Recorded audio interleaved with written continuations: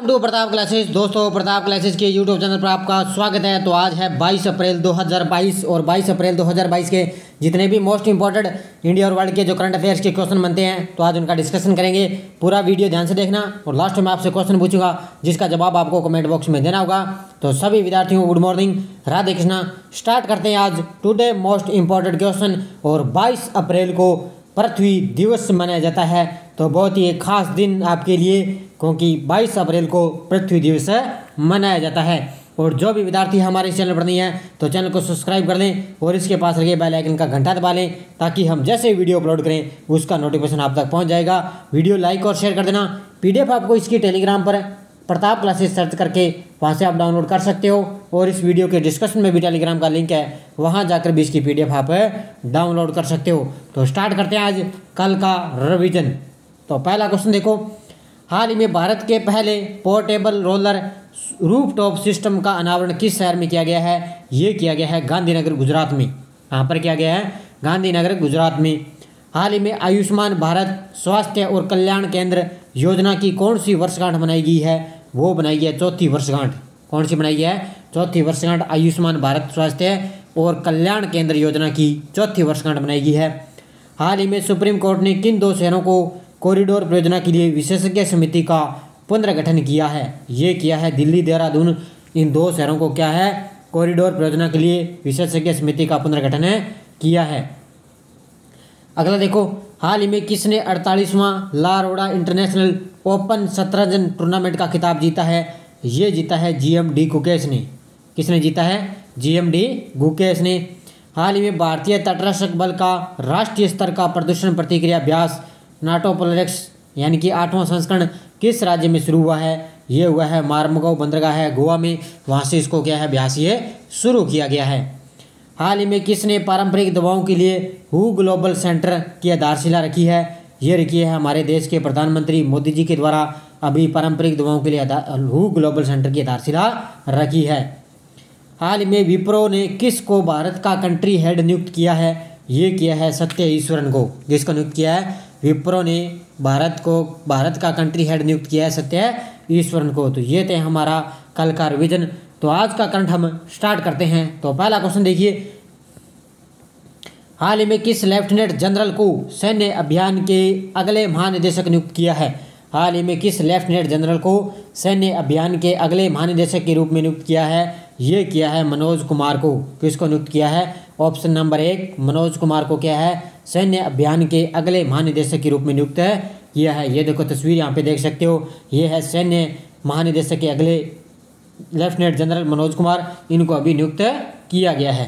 देखो lieutenant general Manoj Kumar Katiyar को सैन्य अभियान का अगला महानिदेशक नियुक्त किया है और वह 1 मई को नए कार्यकाल का कार्यभार ये संभालेंगे। तो ये आपके लिए इंपॉर्टेंट है, इसको आप अच्छी तरह से याद रखना। अगला देखो, हाल ही में किस शहर में मंझगांव डॉक लिमिटेड ने स्कॉर्पियन श्रेणी की पनडुब्बी वग्गशीर का उद्घाटन किया है? तो ये नाम आपको ध्यान रखना है, वग्गशीर। इस पनडुब्बी का नाम क्या है? वग्गशीर का उद्घाटन किया है किस शहर में? मुंबई में। ऑप्शन नंबर सी इसका राइट आंसर हो जाएगा। मुंबई शहर में क्या है? मझगांव भारतीय नौसेना के द्वारा अभी मझगांव डॉक लिमिटेड में स्कॉर्पियन श्रेणी की पनडुब्बी वग्गशीर का उद्घाटन किया है। ये देखो तस्वीर, ये है भारतीय नौसेना की तरफ से एक पनडुब्बी, इसका नाम है वग्गशीर और अभी इसको लॉन्च किया गया है। देखो मुख्य तथ्य, भारतीय नौसेना ने मुंबई में मझगांव डॉक लिमिटेड के कहानोजी अग्रेवेट बेसिन में प्रोजेक्ट 75 के तहत फ्रेंच स्कॉर्पियन श्रेणी की छठी और आखिरी पनडुब्बी यार्ड 11,880 लॉन्च की है। तो इसको ध्यान रखना, यार्ड 11,880 लॉन्च किया और इसका नाम क्या है?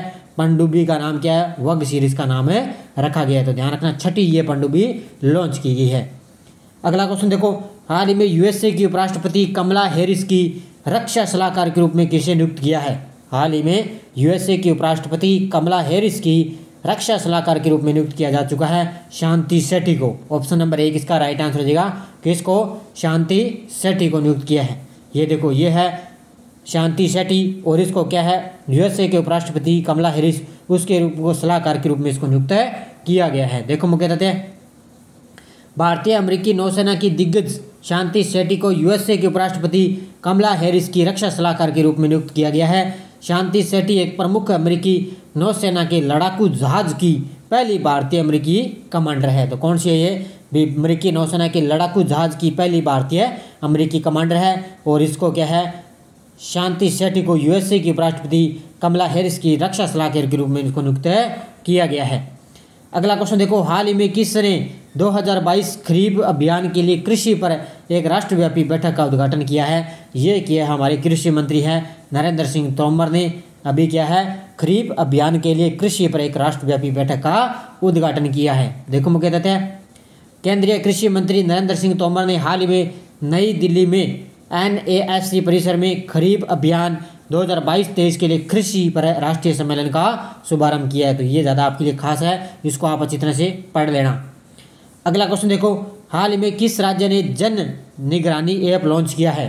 हाल ही में किस राज्य ने जन निगरानी ऐप लॉन्च किया है? ये किया है जम्मू कश्मीर ने। किसने किया है? ऑप्शन नंबर 20 का राइट आंसर हो जाएगा, जम्मू कश्मीर ने क्या है, जन निगरानी ऐप लॉन्च किया है। देखो मुख्य देते हैं, ग्रामीण विकास और पंचायती राज विभाग जम्मू और कश्मीर ने ई गवर्नेंस पहल के तहत एक ऐप है जन निगरानी लॉन्च किया है, जिसका उद्देश्य क्या है कि लोगों को विभिन्न योजनाओं से संबंधित शिकायतों को ऑनलाइन दर्ज कराने में मदद करता है। तो ये क्या है, बहुत से लोगों को क्या है, वो योजनाओं से संबंधित क्या है, शिकायतों को ऑनलाइन दर्ज कराने में ये मदद करेगा।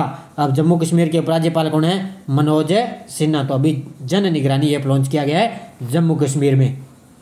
अगला क्वेश्चन देखो, हाल ही में भारत का पहला शुद्ध हरित हाइड्रोजन संयंत्र किस राज्य में शुरू हुआ है? हाल ही में भारत का पहला शुद्ध हरित हाइड्रोजन संयंत्र किस राज्य में शुरू हुआ है? ये हुआ है असम में। किस राज्य में? ऑप्शन नंबर 30 का राइट आंसर हो जाएगा, असम में भारत का पहला शुद्ध हरित हाइड्रोजन संयंत्र शुरू हुआ है। देखो मुख्य देते हैं, ऑयल इंडिया लिमिटेड द्वारा असम में अपने जोहराट पंप स्टेशन पर भारत का पहला 99.999% शुद्ध ग्रीन हाइड्रोजन पायलट प्लांट शुरू किया गया है। इस संयंत्र की प्रतिदिन 10 किलो की क्षमता कितना है? 10 किलो की स्थापित है क्षमता है। तो ये असम में प्लांट शुरू किया गया है। अब असम के मुख्यमंत्री कौन है? हिमंत बिस्वा शर्मा।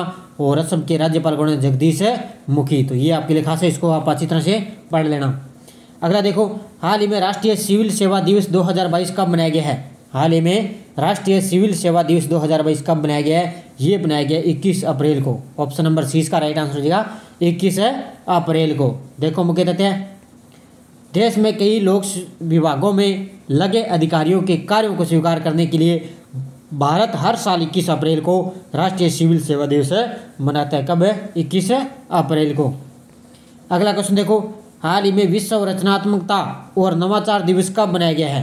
हाल ही में विश्व रचनात्मकता और नवाचार दिवस कब मनाया गया है? ये बनाया गया 21 अप्रैल को। कब बनाया गया है? 21 अप्रैल को रचनात्मकता और नवाचार दिवस मनाया गया है। देखो मुख्य तथ्य है, विश्व रचनात्मकता और नवाचार दिवस हर साल 21 अप्रैल को मनाया जाता है। इस दिन का उद्देश्य समस्या समाधान में रचनात्मकता और नवाचार के महत्व के बारे में जागरूकता बढ़ाना इसका मुख्य उद्देश्य है। और 15 से लेकर 21 अप्रैल तक विश्व रचनात्मकता और नवाचार सप्ताह भी मनाया गया था। तो ये ध्यान रखना, अभी 15 से लेकर 21 अप्रैल तक विश्व रचनात्मकता और नवाचार सप्ताह दिवस भी मनाया गया था। अगला क्वेश्चन देखो, हाल ही में डिजिट इंश्योरेंस की MD और CEO किसे नियुक्त किया है? हाल ही में डिजिट इंश्योरेंस की MD और CEO किसे नियुक्त किया है? ये किया है जसलीन कोहली को। किसको नियुक्त किया है? ऑप्शन नंबर 20 का राइट आंसर है जसलीन कोहली को डिजिट इंश्योरेंस की MD और CEO नियुक्त किया है। देखो मुख्य तथ्य है, डिजिट इंश्योरेंस ने 20 अप्रैल 2022 से जसलीन कोहली को कंपनी का नया प्रबंधक निदेशक MD और मुख्य कार्यकारी अधिकारी CEO नियुक्त किया गया है। वह विजय कुमार की जगह लेगी, जो 19 अप्रैल 2022 को इस कंपनी से सेवानिवृत्त हुए थे। अब डिजिट इंश्योरेंस का मुख्यालय कहाँ पर है? बेंगलुरु कर्नाटक। और डिजिट इंश्योरेंस के चेयरमैन कौन है? कामेश गोयल। कौन है? कामेश गोयल इसके चेयरमैन है। और इसके MD और मुख्य कार्यकारी अधिकारी CEO किसे नियुक्त किया गया है? जसलीन कोहली को। अगला देखो, हाल ही में राष्ट्रीय धातुविद पुरस्कार 2021 किस मंत्रालय के द्वारा प्रदान किया गया है? हाल ही में राष्ट्रीय धातुविद पुरस्कार 2021 किस मंत्रालय के द्वारा प्रदान किया गया है? ये किया है केंद्रीय इस्पात मंत्रालय ने। ऑप्शन नंबर 20 का राइट आंसर हो जाएगा केंद्रीय इस्पात मंत्रालय ने। देखो मुख्य तथ्य है, केंद्रीय इस्पात मंत्रालय कल यानी कि नेशनल मेटलर्जिस्ट अवार्ड 2021 का आयोजन करेगा। केंद्रीय इस्पात मंत्री श्री रामचंद्र प्रसाद सिंह इस कार्यक्रम की मेजबानी करेंगे। कौन है? रामचंद्र प्रसाद सिंह इस कार्यक्रम की मेजबानी करेंगे। अब केंद्रीय इस्पात मंत्री कौन है? श्री रामचंद्र प्रसाद सिंह। और केंद्रीय गृह मंत्री कौन है? अमित शाह। और अभी कौन इसका आयोजन करेगा? केंद्रीय इस्पात मंत्रालय। अब पिछले वीडियो का क्वेश्चन देखो, हाल ही में किस शहर में दृष्टिबाधिता लोगों के लिए भारत का पहला इंटरनेट रेडियो अक्स लॉन्च हुआ है? ये हुआ है नागपुर, महाराष्ट्र में। क्या है? अभी दृष्टिबाधित लोगों के लिए क्या है? रेडियो अक्स लॉन्च हुआ है। तो सभी विद्यार्थियों ने बड़े शानदार जवाब दिए। सभी विद्यार्थियों को हार्दिक शुभकामनाएं। अब देखो आगे क्वेश्चन फॉर यू कल के लिए, हाल ही में किस राज्य ने रॉबिन हुथप्पा को ब्रेन हेल्थ इनिशिएटिव का ब्रांड एम्बेसडर बनाया है? तो कर्नाटक, तमिलनाडु, गुजरात या उड़ीसा? इसका जवाब आपको कमेंट बॉक्स में देना है। अब देखो नेक्स्ट डोज क्या थी?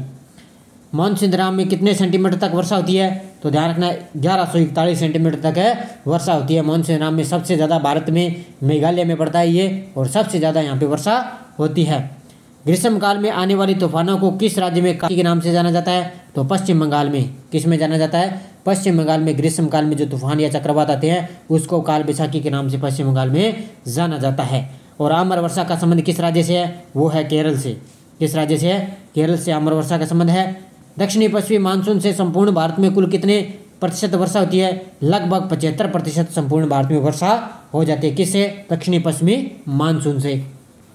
आगे देखो, कर्नाटक में ग्रीष्म ऋतु के दौरान तड़ित झंझावातों में होने वाली वर्षा को क्या कहते हैं? Cherry blossom. तो ध्यान रखना, कर्नाटक में जो वर्षा होती है ग्रीष्म ऋतु में उसको क्या बोलते हैं? चेरी ब्लॉसम उसको बोला जाता है। तो सभी विद्यार्थियों ने बड़े शानदार जवाब दिए। अब देखो आगे नेक्स्ट डोज क्या है?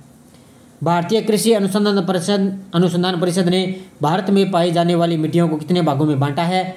भारत की सबसे उपजाऊ मिट्टी कौन सी है?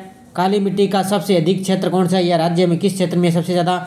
भारत भूमि पर सबसे अधिक व्यापक रूप से कौन सी मिट्टी फैली हुई है? और उसके बाद में देखो, पीट मिट्टी किस राज्य में पाई जाती है? इन पांचों के जवाब आपको कमेंट बॉक्स में देना है। और जाते जाते वीडियो को लाइक और शेयर कर देना। और सारे विद्यार्थी इन पांचों क्वेश्चनों के जवाब दिया करो। जितने भी विद्यार्थी मेरे साथ लाइव जुड़े हुए हैं सभी विद्यार्थी कमेंट बॉक्स में जवाब दीजिए, जरूर दिया करो। और जिस विद्यार्थी ने अब तक मार्च महीने की PDF नहीं खरीदी है तो 8239355343 ये मेरा नंबर है। इस नंबर पे पेटीएम, फ़ोनपे की सुविधा है। कोई भी आपको जनवरी, फरवरी इंडिया की, चाहे राजस्थान की चाहिए, चाहे 2021 की करंट की PDF चाहिए, चाहे राजस्थान की चाहिए, तो इस नंबर पे आपको फ़ोनपे करना है।